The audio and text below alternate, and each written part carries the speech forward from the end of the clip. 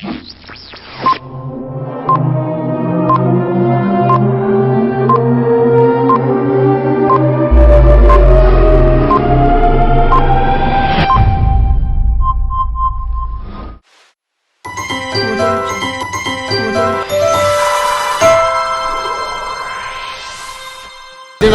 అలనాటి పౌలును తలపించే పరలోక మర్మభరిత సందేశాలు.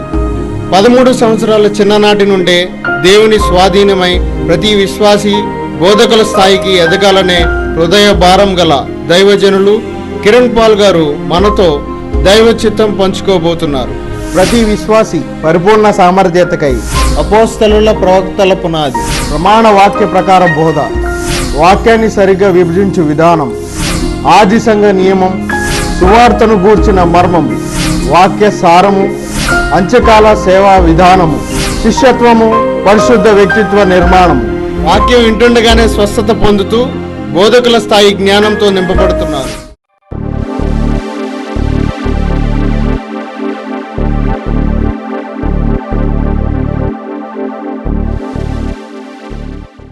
క్రీస్తునందు నా సాటి దేవుని కుటుంబ ప్రజలారా, క్రీస్తు రక్తంలో కడగబడి మీరు ఆయన కుటుంబము, నేను ఆయన కుటుంబం, అందుకే సాటివారు అన్నాను.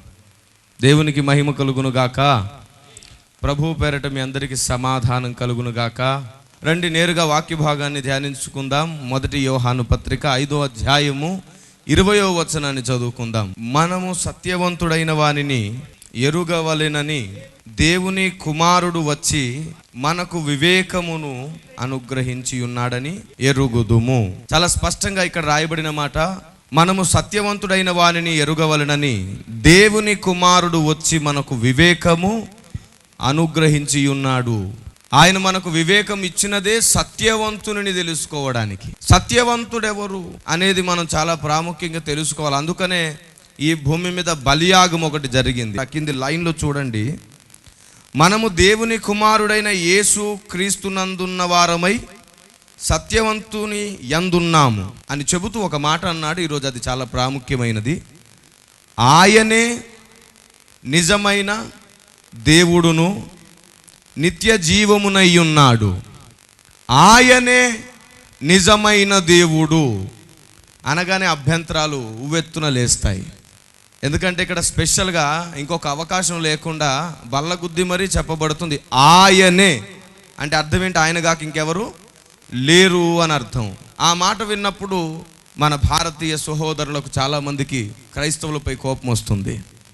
ఏంటండి వీరు, ఆయన ఒక్కడే దేవుడు అని చెప్పుకుంటారు, మన సంస్కృతి ఏంటి, మనమేంటి, మన భక్తి ఏంటి, మన పితరులేంటి, ఎన్నో వేల సంవత్సరాల చరిత్ర కలిగినది మన సంస్కృతి. ఈయన ఇప్పుడు వచ్చేసి ఆయనే నిజ దేవుడు అంటాడేంటి? ఎందుకు అంటే వారికి కోపం వస్తుంది. ఇక్కడున్న మాట ఒకసారి ఆలోచించండి. ఆయనే నిజమైన దేవుడు అంటే అర్థం ఏంటో తెలుసా? ఇంకా మిగతా వారు నిజము కాదు అని అర్థం. ఆ మాటకు కోపం వస్తుంది అన్నమాట. ఆ మాట కోపం వస్తుంది. అయితే ఈరోజు నేను కొన్ని విషయాలు, చాలా విశాలమైన హృదయం గలవారే మీరు వినాలని నేను కోరుకుంటున్నాను. కొన్ని విషయాలు నేను చాలా ఓపెన్గా చెప్పబోతున్నాను. అయితే పరిశుద్ధాత్ముడే సమస్తాన్ని స్వాధీనపరచుకోబోతున్నాడు. దేవునికి స్తోత్రం కలుగునుగాక. Praise the Lord. ఒకటి మాత్రం వాస్తవం, ఆయనే నిజమైన దేవుడు అని చెప్పగానే క్రీస్తుని ఎరగని ప్రజలు, మన మిత్రులు, స్నేహితులు, అన్నదమ్ములు, ఎందుకంటే చిన్నప్పుడు ఎప్పుడో ప్రతిజ్ఞ చేశాం, గుర్తే ఉంటుంది మీకు. భారతదేశం నా మాతృభూమి, భారతీయులందరూ నా సహోదరి సహోదరులు, నేను నా దేశమును ప్రేమించుచున్నాను. ఈ ప్రతిజ్ఞ మర్చిపోతుంటాం, చాలా ప్రమాదం. ఎప్పటికీ మనం ఈ ప్రతిజ్ఞ మర్చిపోకూడదు. ఎందుకంటే దేశం కొరకు ప్రార్థించాలి అని దేవుని ఆజ్ఞ నిలిచే ఉంది కనుక దేశాన్ని ప్రేమిస్తే తప్ప దేశం కొరకు ప్రార్థన చేయలేం. కాబట్టి దేశభక్తి కూడా ప్రాముఖ్యం. ఎందుకంటే దేశము అంటే మట్టి కాదన్నారు గురజాడ అప్పారావు గారు కదా. దేశం అంటే మట్టి కాదోయ్, దేశం అంటే మనుషులోయ్ అని. ఈరోజు దేశాన్ని ప్రేమిస్తున్నాము అని చెప్పుకుంటూ మనుషులను హతమార్చేవారు అనేకులు దైవ సేవ జరిగిస్తున్నారని వారు ఊహించుకుంటున్నారు. మనుషుల్ని హతమార్చేవాడు ఎప్పుడు కూడా దేశాన్ని ప్రేమించేవాడైతే కాదు. దేవుని ప్రజలారా, ఈరోజు ఆయనే నిజ దేవుడు అని మనం ఎవరిని గూర్చి చెబుతున్నామో ఆయనను గూర్చి మనం ప్రకటిస్తున్నప్పుడు భారతదేశానికి క్రైస్తవుడు చెప్పేది మింగుడు పడదు, కొరకుడు పడదు. ఎందుకో తెలుసా? క్రైస్తవుడు మతం మార్పిడి చేసేవాడనే ముద్ర పడింది. క్రైస్తవుడు చెప్పేది కూడా మతం మార్చడానికే. మతం మతం మతం మతం మతం మార్పిడి. ఈరోజు నేను కొన్ని విషయాలు మీ ముందు పెట్టబోతున్నాను, మీరు ఆలోచించండి. మీకు అర్థమయ్యేటట్లు చెప్పాలనుకుంటున్నాను. మీరు కూడా పౌలు గారి వలె సువార్త చెప్పేవారు అవ్వాలని చెప్పాలనుకుంటున్నాను. కొంచెం దృష్టి నిలపండి. మతం మార్పిడి అంటున్నారు. నేను అడుగుతున్నాను, అసలు మతం అంటే ఏంటి? చెట్టు, కాయ, పుట్ట, నీరు, నిప్పు, గాలి, పంచభూతాలలోనిది ఏదైనా మతమా? కాదు కదా. మరి మతం అంటే ఏంటి? చిన్నలు, పెద్దలు, ఏమండి, మనుషులు, జంతువులు, పక్షులు, ఇవేవైనా మతమా? కాదు కదా. పోని గ్రంథాలు, పూజలు, వ్రతాలు, పునస్కారాలు, ఇవి మతమా? కాదు కదా. ఇవి భక్తి అంటారు. మరి మతం అంటే ఏంటి? దేవుడా? దేవునికి మతము, కులము, రంగు, తారతమ్య భేదాలు ఉంటాయా? ఉండవు. మరి మతం అంటే ఏంటండి? చాలామంది క్రైస్తవుడు మతం మార్పిడి చేస్తున్నాడని బాధపడుతుంటారు. వాళ్ళ బాధ వారి దృష్టికి న్యాయమైనదే. కానీ ఏది నిజమో ఏది అబద్ధమో పరిశీలించకుండా వారి ఉద్దేశాలు కలిగి ఉండడం మాత్రం భారతదేశానికే సిగ్గుచేటది, తప్పు. ఎందుకంటే సత్యమేవ జయతే అనే నినాదం దేశానికి ఉన్నది. సత్యము గెలవాలంటే పరిశీలన ప్రాముఖ్యం. మనుషుల్ని కొట్టి చంపితే కాదు, ద్వేషిస్తే కాదు, దూషిస్తే కాదు. ఏవండి, సువార్త చెప్పి వస్తుంటే కాచుకొని వాని కాళ్ళు చేతులు విరగొడితే వాడు ఇంకా చెప్పడనుకుంటున్నారేమో. అలా అనుకునే చాలా మంది ఇప్పటికీ ఎందరినో హతమార్చారు. వందల మంది హతమార్చబడితే వేల మంది లేస్తానే ఉన్నారు. దేవునికి మహిమ కలుగును గాక.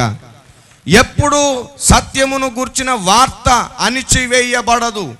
ఎంత అణిచితే అది అంతగా ఎగిసి పడుతుంది. అది మనకు చరిత్ర చెబుతున్న నిజం. Praise the Lord. అయితే దీంట్లో మనుషుల్ని హతమారిస్తే ఎవరు గెలవరు, ఎవరు ఓడిపోరు. కానీ పరిశీలనకు కూర్చుంటే మాత్రం ఏది సత్యమో ఏది అసత్యమో ఇట్టే తేలిపోతుంది. ఏది సత్యమో ఏది అబద్ధమో తెలుసుకోవడానికి కూర్చోవాలి. ఎందుకంటే నేను మాట్లాడుతున్నది నా దేశాన్ని ప్రేమిస్తున్నానన్న హృదయ నిశ్చయతతో. దేవునికి స్తోత్రం కలుగును గాక. నేను నా దేశాన్ని కానీ, నా దేశ ప్రజలను కానీ, నా దేశ నమ్మకాలను కానీ ఏ రోజు కించపరచను. కానీ నా దేశానికి సత్యం చెప్పకుండా కూడా నేను ఏ రోజు మౌనంగా ఉండను. దేవునికి స్తోత్రం కలుగును గాక. ఏది మతం? మతం అంటే ఏమిటి? దేవుడా? దేవునికి మతం ఉండదు, కులం ఉండదు. మరి మేము దేవుణ్ణి చూపిస్తుంటే మతాన్ని మారుస్తున్న వారనే ముద్ర మా మీద వేయడం ఎంత న్యాయం అండి? ఏమైనా న్యాయమేనా అది? క్రైస్తవుడు మతాన్ని ప్రకటించడు, క్రైస్తవుడు దేవునిని ప్రకటించేవాడు. దేవునికి స్తోత్రం కలుగును గాక. దేవునికి మతం లేదు, దేవునికి కులం లేదు, రంగు తారతమ్య భేదాలు లేవు. దేవుడు అన్నవానికి అలాంటి లక్షణాలు లేవు. దేవుడు అందరికీ దేవుడు. అందుకే చాలా చక్కగా రాయబడింది అపోస్తల కార్యం 10వ అధ్యాయం 36వ వచనములో, యేసు క్రీస్తు అందరికీ ప్రభువు.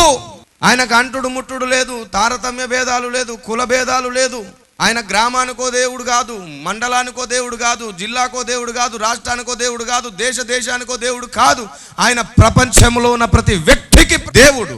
ఈరోజు మేము దేవుణ్ణి ప్రకటిస్తున్నాం సహోదరులారా, దేవుణ్ణి ప్రకటిస్తున్నాం, మతాన్ని ప్రకటించట్లేదు.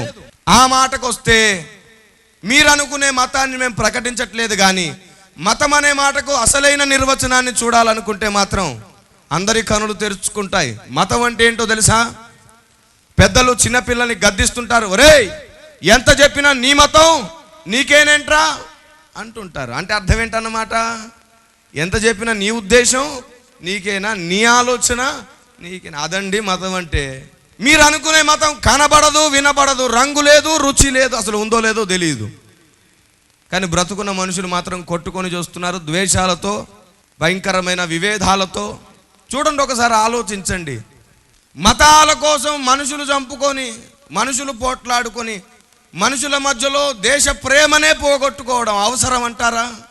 క్రైస్తవుడు మత ప్రచారము చేస్తున్నాడు, మతం మారుస్తున్నాడు అనే పేరట క్రైస్తవులని హింసిస్తున్నారు, ద్వేషిస్తున్నారు, దూషిస్తున్నారు, గ్రామ బహిష్కరణ చేస్తున్నారు. కుల వెలివేత జరిగిస్తున్నారు. ఎందరో పెద్దలు వారిని ఒంటరిగా చేసి ఇబ్బందులు పెడుతున్నారు. నేను చెబుతున్నాను, ప్రభు ఎప్పుడో చెప్పారు, మీరు నన్ను వెంబడిస్తే, నా యందు విశ్వాసం ఉంచితే లోకంలో మీకు శ్రమ.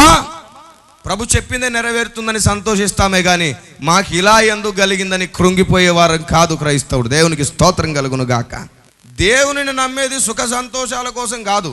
నేను అంటాను, అసలు ప్రభుని నమ్ముకుంటే సమస్యలు పోతాయి, అప్పులు పోతాయి, రోగాలు పోతాయి, ఇబ్బందులు పోతాయి అని చెబుతూ కొందరిని ఆకర్షిస్తూ స్వస్థతల వైపే తిప్పి వారికి కనీసం దైవ జ్ఞానం లేని మూర్ఖులుగా పరమానందయ్య శిష్యులుగా చేస్తున్నటువంటి వారందరినీ దేవుడు లెక్క అడుగుతాడు. ఖచ్చితంగా అడుగుతాడు. వారు ఎంత నీతిమంతులైనా, ఎంత మంచివారైనా, ఎంత గొప్పవారైనా, ఎంత సౌమ్యులైనా ఈ విషయంలో లెక్క అడుగుతాడు దేవుడు. ఈ మాట నేను అన్నట్ల బైబిల్ చెప్తుంది. ఖచ్చితంగా లెక్క అడుగుతాడు. డైరెక్ట్గా రాయబడింది, నా యందు విశ్వాసం ఉంచితే మీకు శ్రమ కలుగును అన్నాడు. లోకంలో సుఖ సంతోషాల కోసం దేవుని దగ్గరకు వస్తున్నారా? అప్పులు, సమస్యలు, అనారోగ్యాలు పోవడానికి దేవుని దగ్గరకు వస్తున్నారా? అయితే మోసపోయారు. అది ప్రాస్పరీ గాస్పెల్, అది సత్య సువార్త కాదు. బాప్తిజం ఇచ్చేటప్పుడు అంటుంటారు, ఎన్ని సమస్యలు వచ్చినా, ఎన్ని ఇబ్బందులు వచ్చినా సరే ఆయన కోసం నిలబడతావా అనేమో అక్కడ అడుగుతారు. ఇక్కడికి వచ్చేసరికి ఏమో, రండి, నీకు ఉద్యోగం లేదా, రండి, నీకు గర్భఫలం లేదా, రండి, నీకు అనారోగ్యమా, రండి రండి అని చెప్పి వాళ్ళ ద్వారా దేవుడు వాళ్ళకే జరిగించుకోవాలనుకున్న చాలా వాటి విషయంలో వారి సామర్థ్యత వారికి గుర్తు చేసేవాడు వారిని సోమరులు చేస్తున్నాడు. ఏమండి, ఈ మాట నేను అనలేదు. ప్రకటన గ్రంథము 2వ అధ్యాయము 19వ మాట చదువుకుందాం. నీ క్రియలను, నీ ప్రేమను, నీ విశ్వాసమును, నీ పరిచర్యను, నీ సహనమును నేను ఎరుగుదును. నీ మొదటి క్రియల కన్నా నీ కడపటి క్రియలు మరి ఎక్కువైనవని ఎరుగుదును. అంటే మొదటి కంటే ఇప్పుడు మంచి పరిచర్య చేస్తున్నావు, చాలా ఎదిగావు, నువ్వు డెవలప్ అయ్యావు, బాగుంది, నేను ఎరుగుదును అని చెప్పి 20వ వచనంలో ఏమన్నాడు చూడండి. అయినను నీ మీద తప్పు ఒకటి నేను మోపవలసి ఉన్నది, ఏమనగా తాను ప్రవక్తని అని చెప్పుకొనుచున్న యజబేలను స్త్రీని నీ ఉండనిచ్చుచున్నావు. యజబేల్ అనే స్త్రీని ఉండనివ్వడం ఏంటండి? ఎప్పుడో ఏలియా కాలంలో యోహు రాజు పట్టాభిషిక్తుడైనప్పుడు గుర్రాల కాళ్ళ గిట్టల కింద నుజ్జు అయిపోయింది ఆవిడ. మరలాగా నూతన నిబంధన కాలంలో నజరుడైన యేసు పలుకుతున్న మాటలు. యజబేలు అప్పుడు ఉండడం ఏంటంటే, శరీరంతో యజబేలు చనిపోయింది, కానీ యజబేలులో ఉన్న దురాత్మ ఇంకా సంఘములలో పొరపాటు బోధలు జరిగిస్తూ, తప్పుడు బోధలు వేరు, పొరపాటు బోధలు వేరండి. రెండింటిని ఒకే కట్టాన కట్టకూడదు. నీతిమంతులైన వారు, పరిశుద్ధులైన వారు, గొప్పవారు కొన్నిసార్లు పొరపాటుగా బోధ చేస్తారు. వారు తప్పుడు బోధలు ఏమి చేయరు, నీతిమంతులే. వారు ఎంతో చేయాలనుకుంటారు, కానీ వారి వల్ల ఎలాంటి యూజ్ ఉండదని బైబిల్ చెప్పింది. 11వ కీర్తన 3వ మాటలో చాలా స్పష్టంగా, పునాదులు పాడైపోగా నీతిమంతులు ఏం చేయగలరు? ఉన్నారు. వాళ్ళు ఎంత చేసినా సరే నిలవవు. కారణం ఏంటంటే ఇసుక మీద కట్టబడుతుంది ఆ ఇల్లు. దేవుని ఇల్లు బండపైన, పునాది పైన. ఎఫెసీ 2:20 ప్రకారం అపోస్తలులు, ప్రవక్తలు వేసిన పునాది అనగా బోధ పైన కట్టబడాలి. కానీ ఇసుక పైన, మెరకల్స్ పైన. దేవుడు కాకపోతే ఎవరు చేస్తారండి అద్భుతాలు? ఆయన సజీవుడు. ఆయన కాకపోతే ఎవరు మాట్లాడతారు చెప్పండి? ఓ చెట్టో, రాయో, పుట్టో చేస్తుంది అద్భుతాలు? చేయదు, దేవుడే చేస్తాడు. యేసుని నమ్మడం అంటే మతం మార్పిడి కాదు. యేసుని నమ్మమనేది మేము అద్భుత, ఆశ్చర్య, సూచక క్రియల కోసం కాదు, లేదంటే ఈ లోకంలో క్షణికమైనవి గతిస్తాయి చూశారు వాటిని ఎరవేస్తున్నది కాదు. కానీ ఈరోజు మాలోనే కొందరు కల్పులు ఆ పని చేసి, దౌర్భాగ్యమైన పనులు చేసి క్రైస్తవ్యానికి మచ్చ తెచ్చి పెడుతున్నారు. ఏమండి, ఒక పెద్ద ఆయన అన్నారు, బాబు ఈనాడు ఎక్కడ చూసినా క్రైస్తవ మాంత్రికులు ఎక్కువైపోయారు నాయన అన్నాడు. నేను ఒక క్షణం, మీ ఉద్దేశం ఏంటండి అంటే, వీరు నీళ్లు జల్లుతున్నారు, బూడిద తీసుకొస్తున్నారు, రకరకాల పండ్లు అని చెప్పేసి పండుగలు పెడుతున్నారు, పిచ్చి పిచ్చి పనులు ఎన్నో చేస్తున్నారు, కానీ వాక్యము విశ్వాసులలో నాటే పని ఎవరు చేస్తారు నాయన అన్నాడు. నిజమే అంకుల్, మీలో ఉన్న ఆ వేదన పరిశుద్ధాత్మునిలో కూడా ఉంది, కానీ ఆ మాట మనం చెబితే విరోధులం అయిపోతాం. యథార్థవాది లోక విరోధి, విమర్శిస్తున్నట్టు అయిపోతాం. కానీ దేవుని పక్షాన నిలబడేవాడు మనుషులకు నచ్చింది చేసి దేవునికి దూరం అవడం కంటే దేవునికి నచ్చింది చేసి మనుషులకు దూరం అవడమే మంచిది. ఒకరోజు మనుషుల దగ్గరకు వస్తారు, కానీ దేవుణ్ణి పోగొట్టుకుంటే ఇంకా మన జీవితం సౌలుకు పట్టిన గతి పడుతుంది. దేవుని ప్రజ, ప్రేమ అభిమానాల ముసుగులో మనం ఎన్నోసార్లు మన ఎదుటివాడు ఒక పొరపాటు బోధ చేస్తున్నా సరే మరలా వెళ్ళి పర్సనల్గా కలవం. బ్రదర్ ఇది కొంచెం పొరపాటుగా అనిపించింది, ఇదిగో ఆధారాలను చూపించుకోం. ఎందుకంటే యూదాపత్రిక 3వ మాటలో చెప్పబడిన దేవుని ఆజ్ఞ కాలదన్నిన సంఘం ఈరోజు నిలుచుంది. బోధ నిమిత్తం పోరాడమని దేవుడు చెబితే మనం పోరాటం చెయ్యం, ప్రేమ అభిమానాల ముసుగులో ఉన్నాం మనం. కానీ ఈరోజు నా భారతదేశానికి చెబుతున్నాను, జాగ్రత్తగా వినండి. మేము క్రీస్తును గూర్చి కేవలం ఈ లోక సంబంధమైన సుఖాలను మేము చూపించి చేస్తున్నది కాదు. మాలో కొందరు కలుపులు ఉన్నారు. అయితే ప్రతి చోట, ప్రతి మతంలో, ప్రతి తెగలో కూడా కలుపులు ఉన్నారు. కొందరు కలుపులు ఉన్నంత మాత్రాన అందరూ కలుపులని మీరు చూడడం అది న్యాయం కాదు. కొందరు ఉన్నారు వాక్యానికి విరుద్ధంగా మనుషులను ఆకర్షించాలని, దాని ద్వారా దేవుని సేవ జరుగుతుంది అనుకుంటున్నారు. నేను ఒక మాట చెప్పనా, ఈ అంచె దినాల్లో సువార్త ఆపడం అనే ప్రక్రియ చాలా వరకు తగ్గిపోతుంది, సువార్త విరివిగా జరుగుతుంది. అప్పుడు ఏం జరుగుతుందో తెలుసా? సాతాను సువార్తను ఆపే పనిని విరమించుకుంటాడు. అయితే మనం అనుకుంటాం మన ప్రార్థనల ద్వారా వాడు బంధింపబడ్డాడని. 2000 సంవత్సరాలుగా జరగలేదు ఆ పని. మీకు విషయం చెప్పనా, మనం ప్రార్థిస్తే బంధింపబడే సాతానులు వేరు, మనం ఎంత ప్రార్థించినా బంధింపబడకుండా ఉండే సాతానులు వేరు. తెలుసా మీకు కదా? మీరు నా పేరిట ఏది బంధించబడితే అది బంధిస్తానన్నాడు, ఏది విప్పితే అది. ఇప్పుడు ఏది బంధిస్తే అది బంధిస్తానన్నప్పుడు ఎన్నో దురాత్మలను మన పితరులు, మన పెద్దలు, మన తల్లిదండ్రులు, మనకు పైగా ఉన్న నాయకులు ఎందరో ప్రార్థించి బంధించారు. అవునా కాదా? మరి ఇంకా దురాత్మలు తిరుగుతూనే ఉన్నాయా? ఉన్నాయి, ఇంకా బంధిస్తూనే ఉన్నారు. అయితే ప్రతి వ్యక్తి శరీరములోనికి దూరి దయ్యం పడుతుంది అంటారు, చూశారు? అలా దూరే దురాత్మలు వేరు, సంఘములో దూరే దురాత్మలు వేరు. ఒక వ్యక్తిలో దూరే దురాత్మను బంధించగలవు, కానీ సంఘంలో దూరే దురాత్మను బంధించడం నీ నోటి మాటతో సాధ్యపడదు. అది వాక్యానికే సాధ్యం, వాక్యానికి మాత్రమే సాధ్యం. ఆమేన్. అలాంటి వాక్యం నీ చేతిలో లేనప్పుడు సంఘంలో ఉన్న ఆ యజబేల్ అనే దురాత్మను నీ ఉండనిచ్చుచున్నావని దేవుడు నింద మోపుతాడు. ఇప్పుడు ఎందుకు అన్నాడు ఆ మాట? అర్థమైందా? శరీరంలో ఉన్న దురాత్మను, మనసులో ఉన్న దురాత్మను తొలగించుకొని మంచి పరిశుద్ధ వ్యక్తిత్వం నీకుంది, ప్రేమ, క్రియలు, పరిచర్య అన్నీ నేను ఎరుగుదును అన్నాడు. కానీ సంఘమునకు పట్టిన దురాత్మ ఒకటి ఉంది, అది బోధలు చెరుపుతుంది, దాన్ని మనం వెళ్ళగొట్టాం. అందుకని నా భారతదేశ నా ప్రియమిత్రులకు ఈరోజు నేను మీకు ఇవ్వబోయే సందేశం మీకు నిజ దేవుడెవరో అర్థమయ్యేటట్లు చేస్తుంది. దేవునికి మహిమ కలుగును గాక. ఒకటి మాత్రం వాస్తవం, నేను సందేశాన్ని ప్రారంభించే ముందు చెప్తున్నాను, తొందరపడి ఎవరు కూడా యేసే నిజ దేవుడని నమ్మకండి. ఏ క్రైస్తవుడు బలవంతంగా ఎవరిని మార్చలేడు. మీరు ఆయన శరీరము రక్తము తిని త్రాగేవారు కాబట్టి బైబిల్ చెప్తుంది, నా శరీరం తిని నా రక్తం త్రాగువారు నిత్య జీవం గలవారు అన్న మాట ప్రకారంగానే ఇంకో మాట అదే విధంగా ఉంది, నా శరీరం తిని నా రక్తం త్రాగువారు నేను వచ్చు పర్యాంతము నా మరణ పునరుద్ధానములను ప్రచురించాలి, నా మరణ పునరుద్ధానమును ప్రచురించాలి. అంటే అర్థం ఏంటి? సువార్త చెయ్యాలి. నేను ఒక మాట చెప్తున్నాను, ఆయన శరీర రక్తం తిన్నావు కదా, ఈ నెలలో లేదంటే ఈ వారంలో కనీసం ఒక ఇద్దరికైనా సువార్త చెప్పావా? పక్కవారు చూస్తున్నారని తలాడించకు, జాగ్రత్త. ఆయన చూసే దేవుడు. చెబితే కూడా ఏం చెప్పుంటావు తెలుసా? దేవుని దగ్గరికి రా, నీకు నెమ్మది కలుగుతుంది, సమాధానం కలుగుతుందని చెప్పుంటావు. అది నీ సాక్ష్యం చెప్పుంటావు, నీ అనుభూతి చెప్పుంటావు. కానీ ఆయనను గూర్చి చెప్పడం సువార్త. ఆయన చేసిన క్రియలు చెప్పినంత మాత్రాన అది సువార్త కాదు. ఆయన చేసిన అద్భుతాలు చెప్పినంత మాత్రాన సువార్త అయిపోదు. ఆయనను గూర్చి ప్రకటించాలి, అప్పుడు ఆయన సంతోషిస్తాడు. ఇర్మియా 9:24లో చాలా స్పష్టంగా రాయబడింది, అతిశయించువాడు దేనిని బట్టి అతిశయించవలననగా భూమి మీద కృప చూపుచు నీతి న్యాయములు జరిగించుచున్న యెహోవాను నేనే అని గ్రహించి నన్ను పరిశీలనగా తెలుసుకొనుటను బట్టియే అతిశయింపవలెను, అట్టి వాటిలో ఆనందించువాడనని యెహోవా సెలవిస్తున్నాడు. ఆయనను గురించి పరిశీలనగా తెలుసుకుంటే దేవుడు సంతోషిస్తాడు. ఈరోజు మనం ఈ విషయాన్ని తెలుసుకుందాం, సువార్త ప్రకటిద్దాం. భారతదేశ మన ప్రియ మిత్రులను ఎవరిని మనము నరకానికి వెళ్ళనివ్వకూడదు. అయితే సాధ్యమైనంత వరకు ప్రయాసపడదాం. ఒకటి మాత్రం నిజం, అందరూ రక్షింపబడరు. అందరూ రక్షింపబడాలని దేవునికి కూడా కోరికే. 1 తిమోతి పత్రిక 2వ అధ్యాయము 4వ వచనంలో మనుషులందరూ రక్షణ పొంది సత్యమును గూర్చిన అనుభవ జ్ఞానం గలవారై ఉండవలనని దేవుడు నిశ్చయించుచున్నాడని ఉంది. అందరూ రక్షింపబడాలని కోరుకున్న వాడే కొందరు ఉగ్రత కొరకు పుట్టారని కూడా చెప్పాడు. కాబట్టి అందరూ రక్షింపబడడం కుదరదు. మన దేశంలో అందరూ రక్షింపబడరు. అసలు ఒక మాట చెప్పనా, సంఘంలో కూడా చాలామంది రక్షింపబడరు. బుద్ధి లేని కన్యకలుగా విడువబడేవారు కూడా ఎందరో. అందుకే మన రక్షణను భయముతో వణుకుతో కొనసాగించుకోమన్నాడు. ఒకసారి వస్తే అది శాశ్వతంగా ఉండిపోదు, నువ్వు కాపాడుకుంటేనే ఉంటుంది, లేదంటే అది నిన్ను విడిచిపోతుంది. అందుకే పౌలు గారు అంటారు, పొందనై ఉన్న వాగ్దానం పొందకుండా మీలో తప్పిపోతారేమోనని నాకు ప్రసవ వేదన. కాబట్టి దేవుని ప్రజలారా, ఈరోజు భారతదేశానికి సువార్త చెప్పే బాధ్యత మన మీద ఉంది.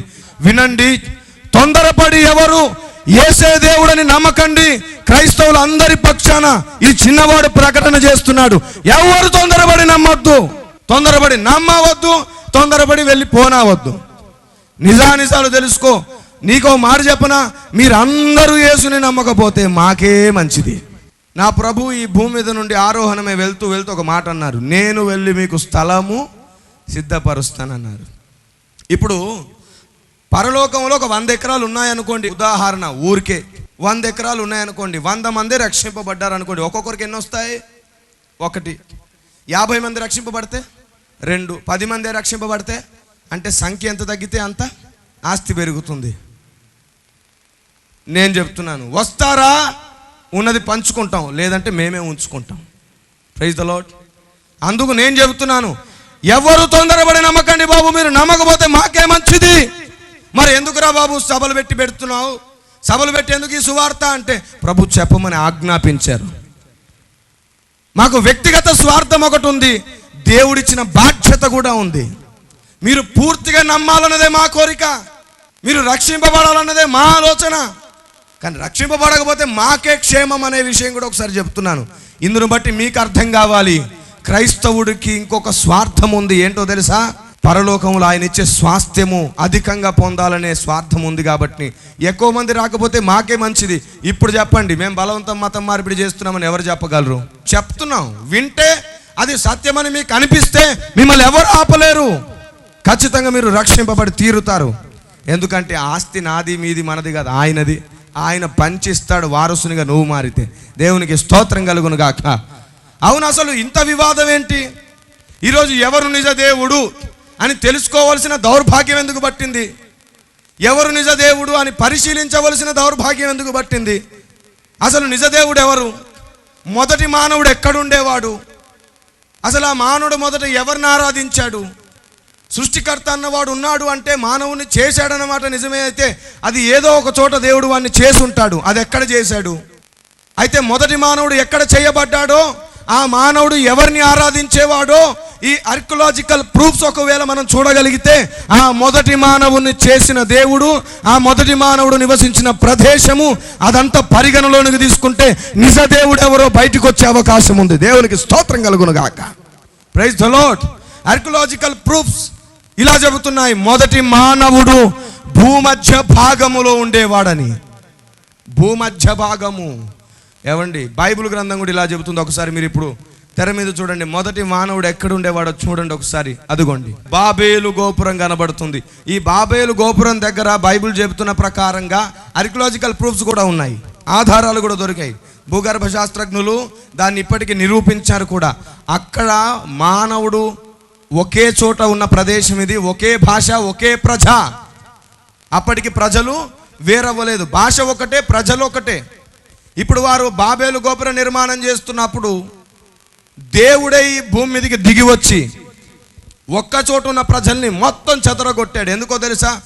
ఆదామవలతో ప్రభు ఒక మాట అన్నారు, మీరు ఫలించి అభివృద్ధి పొంది విస్తరించమన్నాడు.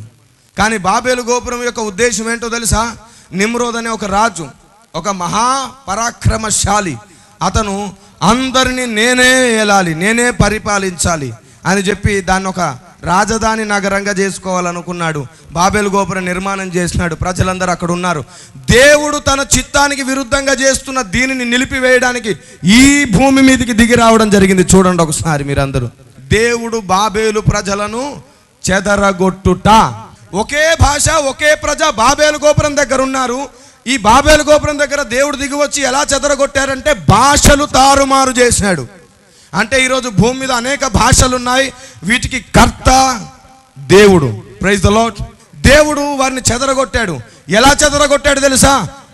భూమధ్య భాగంలో ఉన్న ఈ ప్రజలు భూమి అందంతటా చెదిరిపోవాలని చెదరగొట్టాడు. అప్పుడు భూమధ్య భాగం నుంచి చాలా మంది వలస వచ్చారు. అవును, వీళ్ళు చెదిరిపోవడానికి కారణం ఏంటి? భాషలు తారుమారగుట. అదిగోండి, భాషలు తారుమారగుట, ప్రజలు చెదిరిపోవుట. అప్పుడు ప్రపంచమందంతటా ప్రజలు చెదిరిపోయారు. అప్పటికి దేశాలు లేవు, రాష్ట్రాలు లేవు, కులాలు లేవు, మతాలు లేవు, ఏమీ లేదు. భాషలు తారుమారైపోయి ప్రజలు వెళ్ళిపోయారు. అయితే ప్రజలకు అప్పటికి ఒక లక్షణం ఉంది, దేవుని వెతకడం. దేవుని వెతకడం అనే లక్ష్యం కలిగినటువంటి వారు ఎంత దూరం వెళ్ళినా, ఎన్ని ఖండాలు దాటినా, ఎక్కడికి వలస వెళ్ళినా సరే దేవుణ్ణి వెతికే మనసు మాత్రం వారి నుండి పోలేదు. భాష మారింది కానీ భావం మారలేదు. దేవుణ్ణి వెతుకుతూనే ఉన్నారు. చూడండి ఒకసారి, ఆ తర్వాతే భారతదేశం అనే దేశం కూడా ఏర్పడింది. భారతదేశానికి కూడా కొందరు వచ్చారు. భారతదేశం గుర్తింపులోకి రాకముందే ఇక్కడికి కొందరు వచ్చారు, వలస వచ్చారు. మొదటి నుంచి ఎవరు ఏ దేశంలో ఉండలేదు. అందరూ భూమధ్య భాగం నుంచి వలస వెళ్ళి ఆయా దేశాల్లో స్థిరపడ్డారు. అప్పుడు వాటికి ప్రదేశాలు అని పేరు. ఎప్పుడైతే జనసంద్రం అధికమైందో అవి ప్రదేశాలు కాస్త దేశాలుగా పేరు పొందాయి. మీరు చెప్పండి, గ్రామము అంటే చాలా తక్కువ జనాభా, మండలము అంటే అనేక గ్రామాల సముదాయం, జిల్లా అంటే మండలాల సముదాయం, రాష్ట్రం అంటే జిల్లాల సముదాయం, దేశం అంటే మరలా రాష్ట్రం. అంటే జనాభా అధికమవుతున్నప్పుడు ఒక్కొక్క పేరు మారుతూ వచ్చింది కదా. అలాగే విస్తారమైన జనము దేశముగా పిలువబడ్డారు. అందుకే ఏమన్నాడు, దేశం అంటే మట్టి కాదోయ్ మనుషులు, విస్తారమైన జనము దేశము. ప్రదేశము తర్వాత దినాల్లో దేశముగా పరిణతి చెందింది. అయితే ఇక్కడ మీకు ఒక విషయం చెప్పాలి, దేశాలు విడిపోయాయి, ప్రజలు విడిపోయారు, కానీ దేవుని వెతికే లక్షణం అయితే పోలేదు. అప్పటికి దేవుని వెతుకుతూనే ఉన్నారు. చూడండి ఒకసారి, అన్ని దేశాల వారు దేవునిని వెతికారు. మన దేశ ప్రజలు కూడా, భారతదేశ మహర్షులు కూడా దేవుని వెతికారు. చూడండి ఒకసారి, అదిగోండి, భారతదేశ మహర్షులు కూడా దేవునిని వెతికారు. తపస్సు చేసి వెతికారు. ఏం చేసి వెతికారు? తపస్సు చేసి. తపస్సు అనే మాటకు అర్థం తెలుసా? తపస్సు అనే మాటకు అర్థం తెలియాలంటే తమస్సు అనే మాటకు అర్థం తెలియాలి. తమస్సు అనే మాటకు అర్థం తెలుసా? తమస్సు అనగా చీకటి. తపస్సు అంటే చీకటిలో నుండి వెలుగులోనికి వెళ్ళే ప్రయత్నం అని అర్థం. ఇప్పుడు చెప్ప, ఆ మాట అనకూడదా? చీకటిలో నుండి వెలుగులోనికి వెళ్ళే ప్రయత్నం. మీకు తెలుసా, మన స్కూల్స్లో, కాలేజెస్లో కూడా మనకు ఒక ప్రార్థన నేర్పిస్తుంటారు. యాజ్ఞవల్కి మహర్షి చేసిన ప్రార్థన. ఈ యాజ్ఞవల్క మహర్షి బృహదారణ్య ఉపనిషత్తులో చేసిన ప్రార్థన స్కూల్స్లో, కాలేజెస్లో నేర్పిస్తుంటారు. ఏమనో తెలుసా? అసతో మా సద్గమయ, తమసో మా జ్యోతిర్గమయ, మృత్యోర్మ అమృతంగమయ అనే మాటకు అర్థం తెలుసా? అసతో మా సద్గమయ అంటే, ఓ దేవా, అసత్యము నుండి మమ్మల్ని సత్యములోనికి నడిపించు. అసతోమా సద్గమయ్యా, అయ్యా మమ్మల్ని సత్యంలోనికి నడిపించు. తమసోమా జ్యోతిర్గమయ, చీకటి నుండి వెలుగులోనికి నడిపించు. మృత్యోర్మ అమృతంగమయ, మరణము నుండి జీవంలోనికి నడిపించు. 3 ప్రార్థనలు చేశాడు ఈ మహానుభావుడు. 1 సత్యంలో నడిపించు, 2 వెలుగులోనికి నడిపించు, 3 జీవంలోనికి నడిపించు. ఎవరికి ప్రార్థన చేశాడంటే సృష్టికర్త అయిన దేవునికి ప్రార్థన చేశాడు, అయ్యా నడిపించు. రైట్. యాజ్ఞవల్కుడు ఎవరికి ప్రార్థన చేశాడా? మహర్షి దేవునికి. ఎవరు జవాబు చెప్పాలి? దేవుడే చెప్పాలి. మరి ఎన్నో సంవత్సరాల క్రితం ఆయన చేసిన ప్రార్థనకు 2016 సంవత్సరాల క్రితం ఈ భూమి మీద ఒక ఆయన మాట్లాడాడు. బాబు, సత్యం కావాలన్నారుగా, నేనే సత్యమును. వెలుగు కావాలన్నారుగా, నేనే వెలుగును. జీవం కావాలన్నారుగా, నేనే జీవాన్ని. అంటే యాజ్ఞవల్కుడు చేసిన ప్రార్థనకి జవాబిచ్చిన వాడే దేవుడైతే ఈరోజు భూమి మీద ఆ జవాబు ఇవ్వగలిగిన వ్యక్తి ఒకే వ్యక్తి కనబడుతున్నాడు, ఆయన నజరేయుడైన యేసు. దేవునికి స్తోత్రం కలుగును గాక. ఈ 3 విజ్ఞాపనలు విని వాడికి జవాబు ఇవ్వగలిగిన వాడు ఆయన ఒక్కడే. ఇంతవరకు ఎవరు ఆ జవాబు ఇవ్వలేదు. అంటే యాజ్ఞవల్క మహర్షి చేసింది ఎవరికి ప్రార్థన?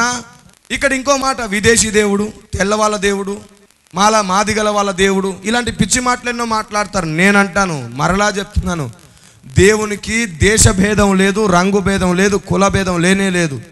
వాళ్ళ దేవుడు వీళ్ళ దేవుడు అంటారేంటయ్యా బాబు? అందరికీ దేవుడు. ఆయన ఎవరు అనే ప్రశ్నలో ఈరోజు ఉన్నాను నేను. ఆ రోజు వాళ్ళు కూడా అదే పని చేశారు. దేవా, నువ్వెవరివి? ఎలా ఉంటావు? ఎక్కడ ఉంటావు? నిన్ను ఎలా గుర్తుపట్టాలి? అప్పుడు దేవుడు వారికి దర్శనం ఇచ్చాడు. చూడండి ఒకసారి, అదిగోండి, దేవుడు ఋషులను దర్శించాడు. దేవునికి స్తోత్రం కలుగును గాక. ఎలా దర్శించాడు అంటే వారి ప్రార్థన విని దేవుడు దర్శించాడు. ఎందుకంటే పరిశుద్ధ బైబిల్ గ్రంథం చెబుతుంది, యథార్థముగా మొరపెట్టు వారికి ఆయన సమీపం, నిజముగా మొరపెట్టు వారికి ఆయన సమీపం. ఇప్పుడు ఒక మాట అంటాను, నిజముగా మొరపెట్టే క్రైస్తవులకే ఆయన సమీపం అని ఉందా బైబిల్లో? నిజముగా మొరపెట్టే వారికి సమీపం అంటే అర్థం ఏంటి? ఎవరికైనా ఆయన సమీపం అవుతాడు వాడు నిజంగా ప్రార్థిస్తే. Praise the Lord. అయితే వీరు యథార్థంగా దేవుని వెతికారు. నువ్వెవరివయ్యా? మన ఋషులు దేవుని వెతికే సమయానికి దేవుని పేరు తెలియదు. ఇది నోట్ చేసుకోండి, మీ మనసులో మర్చిపోకండి. దేవుని పేరు తెలీదు, దేవుడు ఎలా ఉంటాడో తెలీదు, దేవుడు స్త్రీయా పురుషుడా తెలియదు. తెలియకయే దేవుని వెతికారు ఎవరు అని. అందుకే వేదాలలో రాయబడింది. ఈ గ్రంథాలు నేను చదివాను, ఇందులో ఎక్కడ కూడా విగ్రహారాధన లేదు. ఇందులో ఎక్కడ కూడా ఫలానా అని ఒక పేరు ప్రకటించలేదు. దేవుళ్ళు చాలామంది ఉన్నారని వేదం చెప్పట్లేదు. దేవుడు ఒక్కడే అని చెప్తుంది, ఆయన ఆత్మస్వరూపి అని చెప్తుంది. ఆయన వెదకకపోతే, ఆయన తెలుసుకోకపోతే నరకం తప్పదని చెప్తుంది వేదం.